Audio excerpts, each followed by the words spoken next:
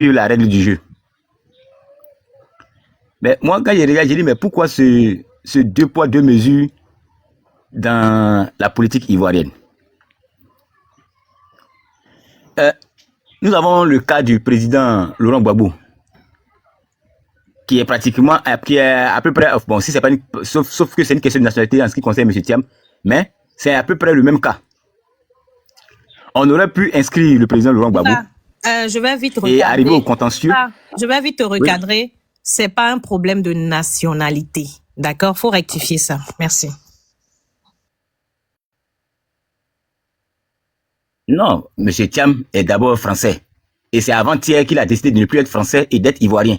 C'est pour la nationalité. Pourquoi on dit que c'est pas pour la nationalité? C'est pour la nationalité. Bon, donc, pourquoi on va tourner autour? Je ne vais pas polémiquer. Avant-hier, ici, il était français. C'est quand il veut être. Voilà. Donc, pourquoi on va tourner autour du pot, ma chérie? Pardon. Pourquoi on va tourner autour du pot, hein? Voilà, c'est vouloir maquiller les mots là qui nous créent tous les problèmes là. Est-ce que vous voyez? Et on aurait pu inscrire le président. Quelle est la similitude qui fait avec le cas de Laurent Gbagbo? Je veux comprendre. Tu as fait, on va pas quitter ici des pays, les gopions là. C'est compliqué eux, hein, frère. Privat, faut continuer. Voilà. Faut continuer. Attendez que je vais histoire de régler mon réseau. Vraiment, tu as un problème de réseau, c'est fatigant aussi ça. Indéni, pardon, on n'a qu'à le laisser même parler, c'est mieux. Parce que si on rentre encore dans le mot, on ne va pas s'en sortir lui.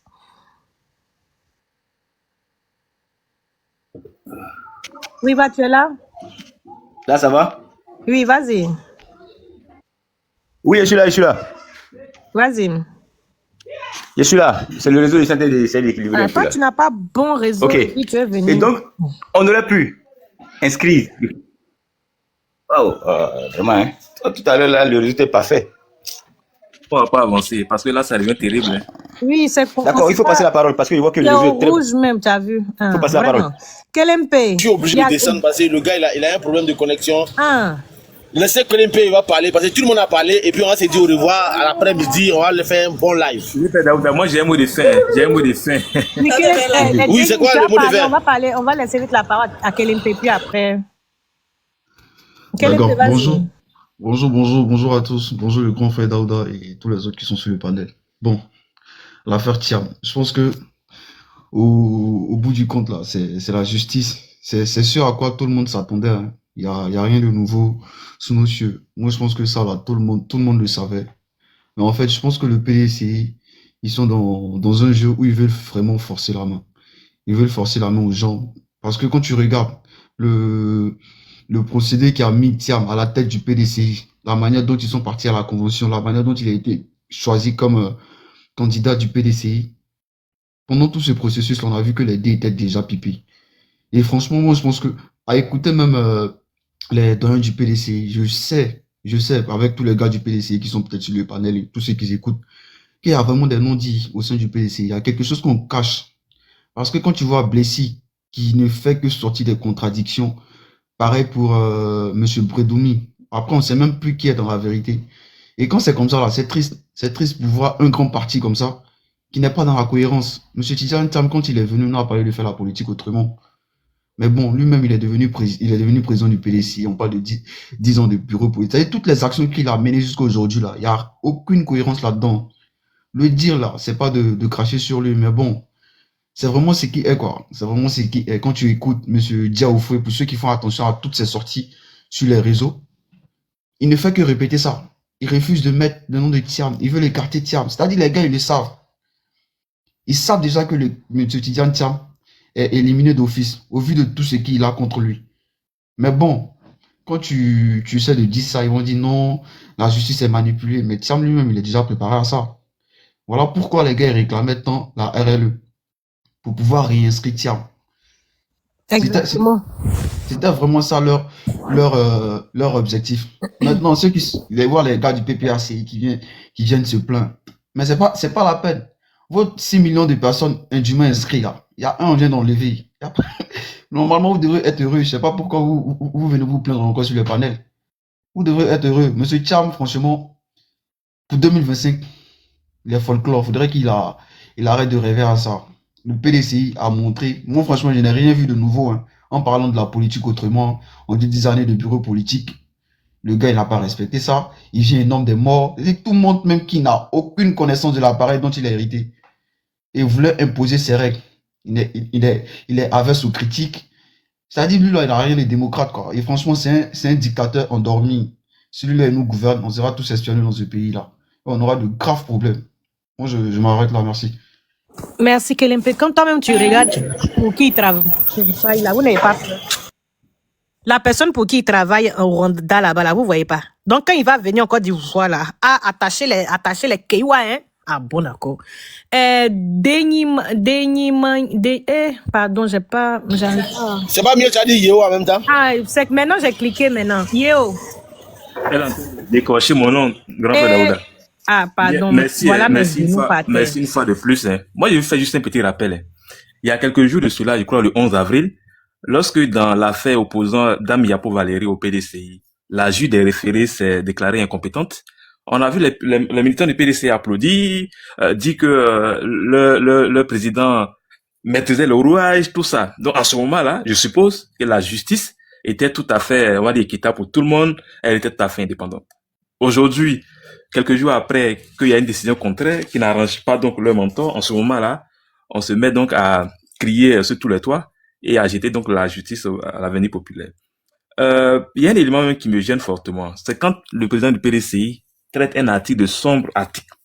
Voyez-vous, pour lui qui veut diriger la Côte d'Ivoire, il est mal placé pour, on va dire, mésestimer notre loi fondamentale jusqu'à ce point. Pour la simple raison que dans cette même constitution, l'article 34 dispose que le chef de l'État, il veille au respect donc de la Constitution. Maintenant, pour un candidat qui court pour un jour espérer diriger la Côte d'Ivoire, qui se met donc à mépriser notre loi fondamentale, mais c'est dit que si Dieu lui permettait un jour, à l'épreuve donc de la gestion du pouvoir d'État, on se retrouverait donc dans une situation où la lecture de la justice serait donc selon sa ligne de conduite ou sa façon de percevoir les choses. Ah bon, d'accord. Ça, c'est vraiment, c'est inquiétant. Ah bon, d'accord. Alors, je pense, c'est ce qui est gênant finalement. Moi, il m'a déçu, le monsieur là. Je l'admirais tellement. On a l'impression il m'a déçu à un point, frère. Tu peux pas t'imaginer. Le président du PDCI, M. Tidjane Thiam, on a l'impression quand même, quand il parle, il donne l'impression qu'on lui doit tout. On lui doit vraiment tout. Et il a déjà tout fait dans ce pays. Même aujourd'hui, ce qui a été réalisé. Mais il ne vous fait pas penser à quelqu'un? Il y a eu une élection dans ce pays-là, c'était pas politique. Je ne dirais pas les noms, mais est-ce qu'il ne vous fait pas penser à cette personne-là? Dans un passé récent. la FIF ici. Dans un passé très récent. Ah, voilà. Moi, je me rappelle. Moi, il me fait penser à cette personne-là. Hein. On lui doit c'est lui, vraiment, on ne peut pas lui faire ça. Bon, ok, il n'y a pas de drame.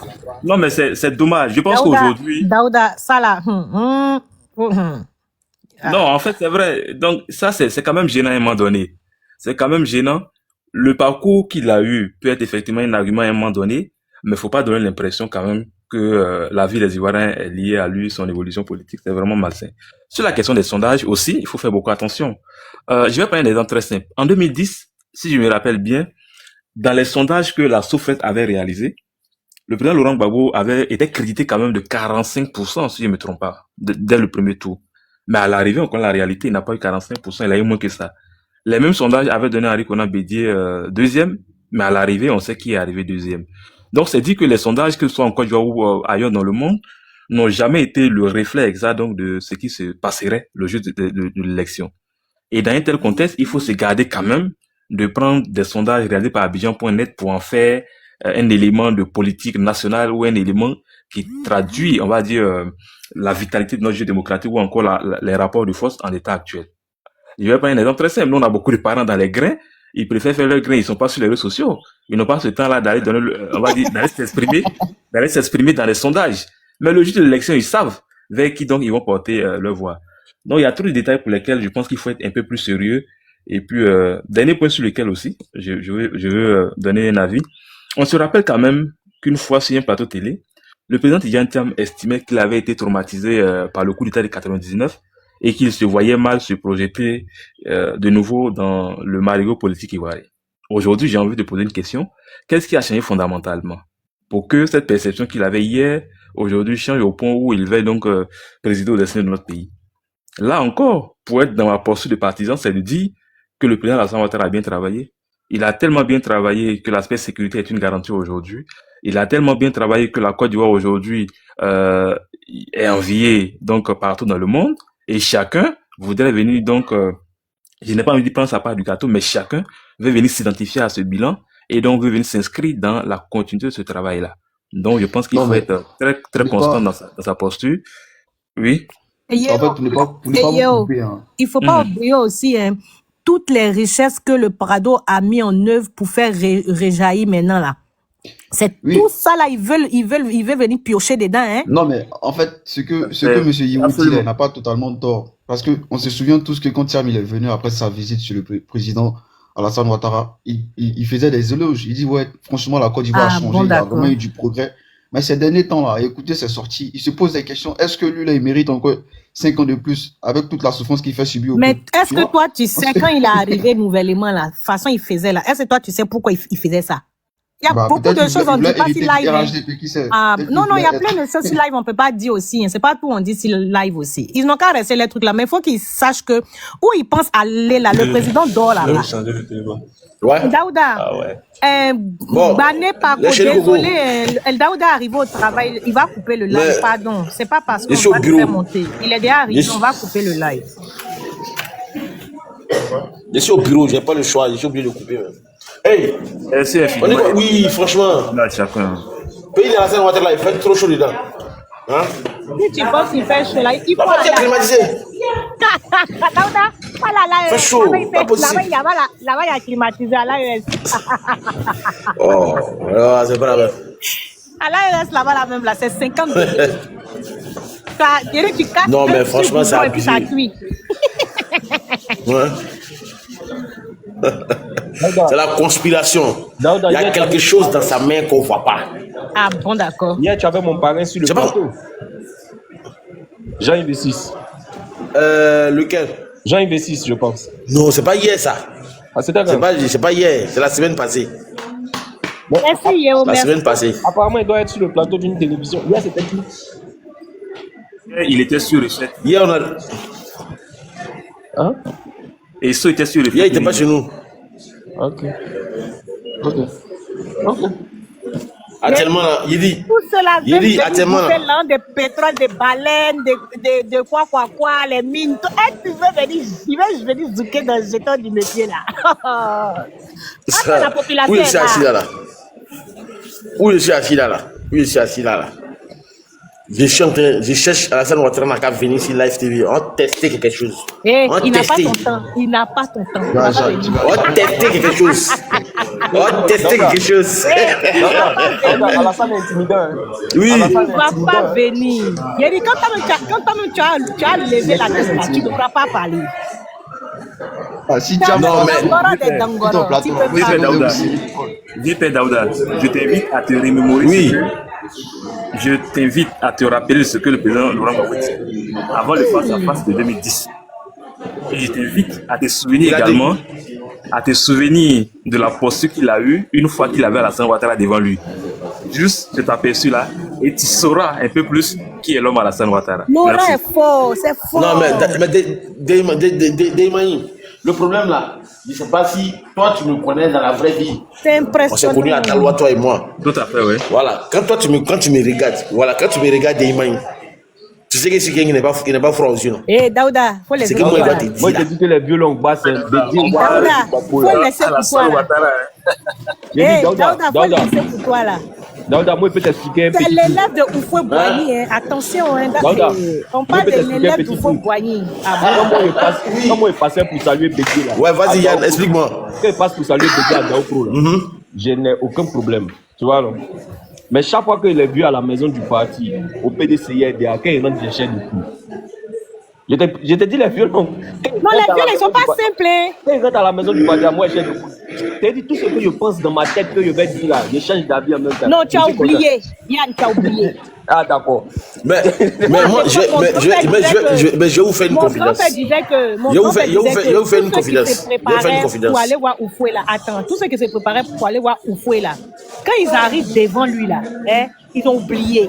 Tellement c'est impressionnant quoi. En tout, c'était pas un monsieur grand de taille. C'était un petit monsieur, mais il était très impressionnant. Violon basse, les trois vieux là sont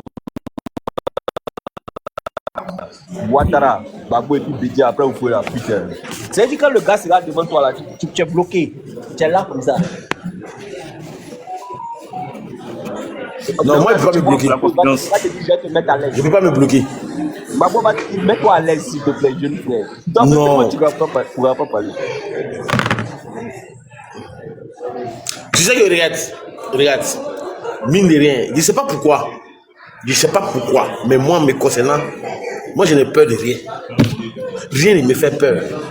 Rien ne m'effraie. Et puis, un être humain ne m'effraie pas. C'est pas une question de peur, en fait. C'est pas ça, en fait. C'est pas une question de gens qui peur, c'est pas ça. C'est autre chose, en fait. C'est inexplicable. Demande à ton boss. Demande à ton boss. Non, en fait, ce que vous oubliez là, je pense que vous êtes en train de confondre. SF, il va te dire. FS. Oui, il faut lui demander. Le truc que vous oubliez là, c'est que ce que vous oubliez là, le président de la République, surtout, que ce soit le président Laurent Gbagbo, que ce soit le président Ouattara, que ce soit le président Bédié, c'est des gens qui ont été présidents. Or, dans notre pays là, le président là, il a un pouvoir mais incroyable. Daouda, qui fait qu'on lui voue un respect. C'est écrit dans nos livres saints. C'est pas fait de notre pays, c'est écrit dans tous les livres saints. Mais bien sûr, ok, il n'y a pas de problème. Allons-y sur la base des livres saints. Donc, ils ont un pouvoir qui est tellement assis. Mais le problème, aujourd'hui, comme on a fini le panel, on est en train de faire causerie informelle, moi là, je ne suis pas démocrate. Moi, je n'aime pas la démocratie. Moi aussi, c'est pour ça que je t'aime la dictature. Voilà. Non, pour moi, c'est pas dictature aussi. Mais le courant de pensée que moi j'aime et philosophique à laquelle j'adhère à l'anarchisme. Et dans l'anarchisme, c'est l'autogestion. Tu vois un peu où on est assis là. C'est une forme d'anarchie. Quelqu'un n'est pas au-dessus de son camarade. Tu dois te dire que ce que je ne veux pas qu'on me fasse là, je ne dois pas faire ça à l'autre. Donc on va bien vivre. Et dans l'esprit de l'anarchiste là, lui il s'en fout de ton titre, de ton grade. C'est vrai, s'il voit le président, forcément, il serait impressionné, il serait déstabilisé. Je peux te dire que depuis que j'ai commencé ma carrière de journaliste chroniqueur à l'AFTV, il y a des hommes politiques qui sont venus, qui m'ont impressionné, qui m'ont déstabilisé, mais ils ne sont pas beaucoup, qui m'ont véritablement impressionné. Par exemple, je vais vous dire quelque chose. Quand Jean-Luc Billon est venu la dernière fois là, j'ai été déstabilisé. Mais ça ne peut pas se voir. Parce que moi, je joue au poker. Ah, cool. Je joue au poker. Et j'ai un poker face. Je peux adopter une... Voilà. Donc, du coup, tu ne peux pas voir que je suis mal à l'aise. Quand Charles Blé Goudé est venu là, les 10 premières minutes là, si vous partez réécouter l'interview, vous allez voir que ma voix siffle. Ma voix commence à partir dans les aigus. Tu vois, ça commence à baisser et puis ça commence à siffler. J'étais essoufflé. Mais je n'étais pas essoufflé parce que j'ai couru. Non, j'étais déstabilisé. Mamadou Touré là, il m'a déstabilisé. Mais ça là, c'est les 10 premières minutes. Quand les 10 premières minutes là, quand ça passe là, aïe aïe aïe aïe aïe aïe. Le reste là, c'est fini. Et donc du coup, c'est pour cette raison que, écoutez bien, pour Jean-Luc Billon là, c'est récent. Mais quand je rentre, la première question que je lui... Ce que tu es en train de citer là, ça n'a rien à voir. Daouda, non, mais ce que j'essaie de te dire, ce que je suis en train de te dire là, c'est que je dis que moi-même, ça n'a rien à voir avec le président Ouattara ou le président Gbagbo, le président. Non, je dis, il y a des hommes là, ils te déstabilisent. Si moi je ne t'avais pas dit tout de suite là, que les 10 premières minutes de l'échange avec Jean-Luc Billon là, moi j'étais déstabilisé. Et c'est toi tu peux savoir que j'étais déstabilisé. Bon, un point là, bon, moi ça me bosse. Tu peux pas savoir. C'est bon. Non, moi, c'est ça. Grand frère Daouda, tu as soulevé un débat qui m'intéresse bien sur la question de l'approche de gouvernance que toi tu aimerais voir, l'anarchisme. Mais moi, ça me pose un problème à deux niveaux. Moi aussi. Même dans notre société traditionnelle africaine, on n'a pas évolué comme ça, c'est-à-dire on n'a pas navigué à vue. Hein. On s'est quand même donné des autorités. Et malheureusement, souvent, j'ai l'impression effectivement que cette vision traditionnelle de nos sociétés africaines a une répercussion sur notre approche avec la démocratie aujourd'hui. C'est vrai, c'est encore difficile aujourd'hui. On n'a pas encore, on va dire, un modèle démocratique parfait, mais je me dis qu'avec l'expérience, avec le temps, il y a des choses quand même qui vont s'affiner. Imagine, on a fait un débat au-dessus de Tidjane Thiam. Là, on est dans un contexte démocratique où on a des institutions, on a un état de droit et chacun doit se conformer au respect de la loi. Et puis, il y a tout un devrait faire ce qu'il veut. Ça veut dire qu'on serait vraiment à la limite dans l'état de nature. Et il y a des pays quand même qui ont, je pense, expérimenté cette forme de gouvernance où personne n'est au-dessus de quelqu'un, notamment dans les pays communistes. Mais aujourd'hui, c'est quoi la réalité? Même si le communisme à l'état pur n'existe plus, mais tous les pays qui ont connu l'expérience du communisme aujourd'hui, en termes de liberté, mais c'est terrible. Vous prenez des pays comme, j'ai pas forcément envie de citer, mais je vais citer la Chine, la Russie, qui ont vécu l'expérience du communisme, mais les libertés, on va dire, elles sont en sourdine. Est-ce que c'est ce modèle qu'on voudrait pour nos sociétés africaines? Je pense que la démocratie, c'est vrai que c'est encore difficile, mais il y a des exemples qui donnent d'espérer, notamment au Ghana, au Sénégal, ainsi de suite. La Côte d'Ivoire aujourd'hui, c'est qu'elle est... Non, mais Denis, ce que j'essaie de te dire ou que tu n'as pas compris, c'est que... Non, Denis, mon vrai problème, c'est que c'est pas que je déteste la démocratie ou que je suis contre, non, ou bien notre société, c'était mal géré. La Je suis en démocratie train de te n'existe parler de nulle part, moi-même, en ma fait. personnalité. Elle n'existe nulle part, en fait. Tu vois, moi, ma personnalité à moi, là, ma personnalité à moi, pour parler comme Tidjane Thiam, utiliser beaucoup de moi. J'aime qu'on soit autogéré, en fait. C'est pour cette raison que, tu vois, malgré la situation dans laquelle je suis aujourd'hui, tout et tout, je reste toujours la même personne parce que je vais dire, moi, je vais pouvoir vivre en harmonie avec les uns et les autres. Je ne suis pas au-dessus de toi, tu n'es pas au-dessus de moi. Tu sais, pour la petite histoire, au temps de Gbagbo Laurent, mais ma maman a voulu que je rentre à l'armée. J'avais la possibilité, sans faire de quoi que ce soit, rentrer à la gendarmerie, rentrer à la police. J'ai refusé. Parce que je n'aime pas les points où on s'en me dit exécute-toi. Je n'aime pas l'exécution. J'aime pas l'ordre. J'aime pas qu'on me donne des instructions. J'aime décider par moi-même. Le choix que j'ai opéré là, je vais pouvoir décider de dire c'est moi qui décide de faire ça, c'est moi qui décide de faire ci. Donc moi, mon courant de pensée, je sais qu'un État comme la Côte d'Ivoire, on ne peut pas le diriger dans l'anarchisme, c'est pas possible. Une société bien régie, avec beaucoup de personnes, 30 millions d'habitants, tu ne peux pas gérer ça dans l'anarchisme, c'est pas possible. On va se tuer, on va se manger cru. Tu vois, non? Mais dans ma vie de tous les jours, à côté de moi, tout et tout, c'est l'autogestion. Avec mon épouse, quand je dois faire quelque chose, je lui demande son avis. Elle doit faire quelque chose, elle me demande mon avis. Ma fille, quand je dois faire quelque chose, je lui demande son avis. Même si je suis certain de ses avis, je prends le lead dessus parce que j'estime qu'elle est petite. C'est comme ça. Et donc, partant de ce système d'anarchisme dans lequel ancré dans ma tête, ça fait que... Heureusement qu'on ne gère pas des États comme ça, sinon vraiment... Non, on ne gère pas les États comme ça, franchement. On ne gère pas les États comme ça. Vraiment, sinon ça... Mais j'étais en train d'expliquer cela pour vous montrer en fait la personnalité à laquelle tu es en face.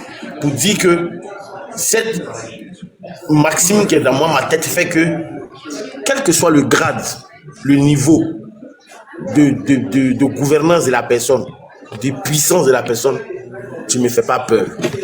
Aussi préparé, déterminé que tu sois, tu ne me fais pas peur. Le jour que Thiam va arriver au pouvoir, là. Daouda, le jour que Thiam va arriver au Si pouvoir, Thiam là, il va faire 50 mandats.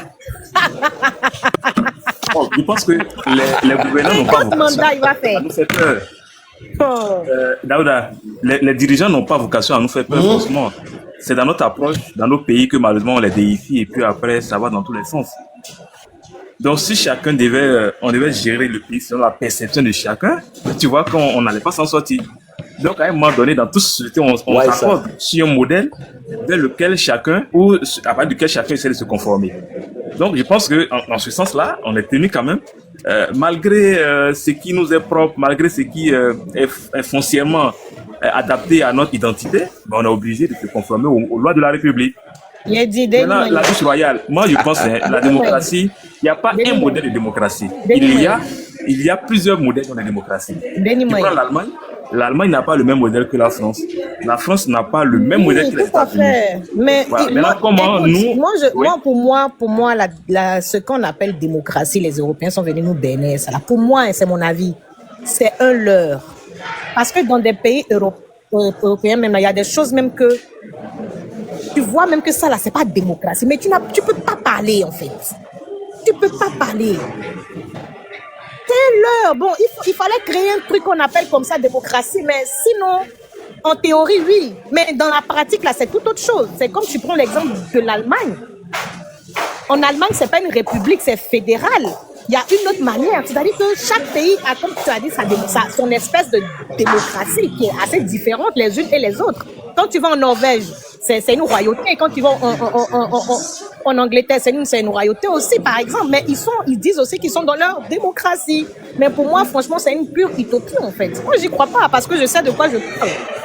Maintenant, je vous disais que si un Thiam, parce que les gens disent que Daouda Yaboui où tu es là. Les gens ils disent que non, que oui, qu'on est dans la dictature, machin, on est dans la dictature, etc., etc. Le jour que Thiam va venir dire que lui, il est président, là, il n'y a plus Assemblée nationale. Tout est fini. C'est-à-dire c'est royauté qui a se posé comme au PDCI là-bas. Et puis il va faire 50 mandats. Personne ne pourra broncher. Puis alors là, vous pouvez jubiler. Oui, Ouattara, c'est la dictature. Dictature, même vous dites vous êtes dans la dictature, mais vous vous levez quand vous voulez, vous parlez, vous insultez, vous faites comme vous voulez. Il y a les médias, les gens font débat, ils insultent. Bon, il n'y a pas quelqu'un qui est inquiété, il n'y a pas un journaliste qui est mis en prison. Tout est bien. Vous dites encore que c'est dictature. Le jour Thiam va venir au pouvoir, il n'y a plus assemblée, tout est dissous. Et puis on est dans monarchie maintenant. On fait comme en Angleterre là, le roi et puis ses gouvernements. Vous n'allez pas croire. J'ai fait mon micro. Bon, les enfants, it's time for me. Ça a été un véritable plaisir tous les jours de discuter avec vous. Voilà, c'est ce genre de discussion que moi je veux, où on n'est pas obligé d'être d'accord, on est en désaccord sur des choses, mais de toujours bien se parler, de toujours bien échanger et être d'accord sur quelque chose que nous ne sommes pas d'accord, mais continuer de vivre ensemble. Je tenais à vous dire vraiment merci pour ces moments-là, ces moments privilégiés qu'on a à passer ensemble. Voilà. Maintenant, pour ceux les 300 personnes qui nous regardent actuellement, j'aimerais dire aux uns aux autres, il est important pour chacun de nous de prendre conscience. Chacun de nous a le guidon de sa vie, chacun de nous a le volant de sa vie. Aujourd'hui, là, les hommes politiques, je parle aux jeunes, certains hommes politiques veulent vous pousser à aller dans les rues. Réfléchissez. S'ils vous demandent d'aller marcher, assurez-vous que lui, il a arrêté, sa femme est arrêtée, ses enfants sont arrêtés, ses tantes et ses nièces sont arrêtés, ses neveux sont arrêtés, et puis toi, tu es derrière eux. Parce que pour aller marcher, il faut que tu marches pour te dire quelque chose. Quand je vais marcher là, moi, je gagne poids dedans. Parce que nos amitiés se font et se défendent au gré de nos intérêts. C'est pas à cause de l'intérêt de quelqu'un. L'équation personnelle d'une personne avec la justice, c'est pour ça que toi, tu vas aller avoir des problèmes. Donc, sur ce, j'aimerais que vous méditiez cela et que Dieu nous donne la bonne compréhension. Sur ce, la biche royale, merci beaucoup. Yann Kobena, merci beaucoup. Kelempi, merci beaucoup. Denis Mani, depuis la décision de justice, il y a un qui est éliminé. Merci. Sur ce, bye bye. Bonne journée. Bonne journée, bon courage.